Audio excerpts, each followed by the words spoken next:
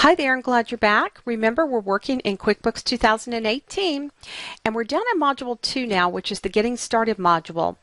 This is Section 2, and I want to talk to you a little bit about setting up your company file and some options you have before you actually launch into what we call the Easy Step interview that we'll go through in Section 3.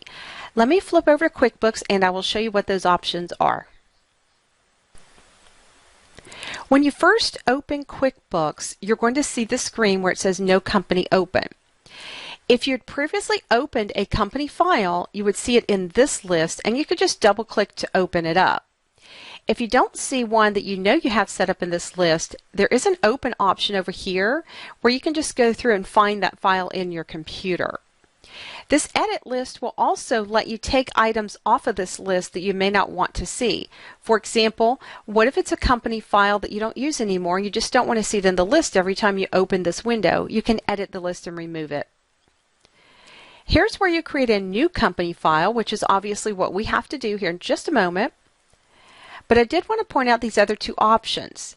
Here's another way to open a file that you know is here, and maybe it's not in this list.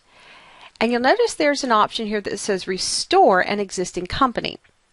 Later on, we'll be talking about how to actually create backup files of your QuickBooks desktop company file. And if you have one of those, you may need to use it from time to time. And this is a quick way to actually restore that file.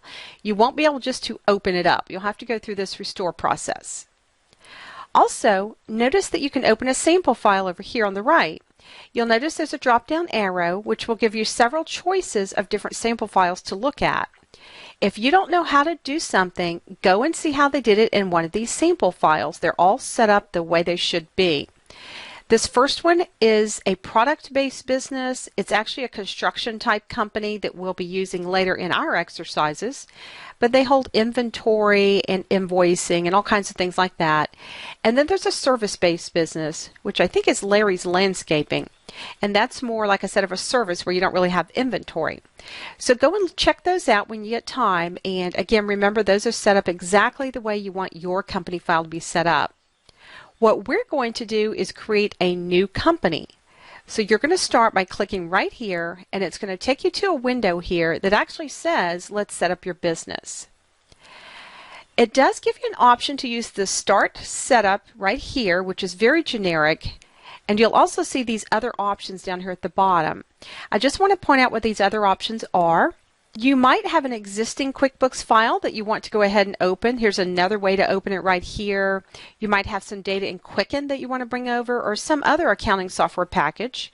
There's also an advanced setup option here. I always suggest that you use the advanced setup because it's going to give you more options to setting up your company file correctly the first time than using the Start Setup, but you could use either one. We're going to use the advanced setup, and this is going to launch us into what we call the Easy Step interview. And that's what I want to get started with over in Section 3. Let's go ahead and flip over there, and we'll get started using the Easy Step interview.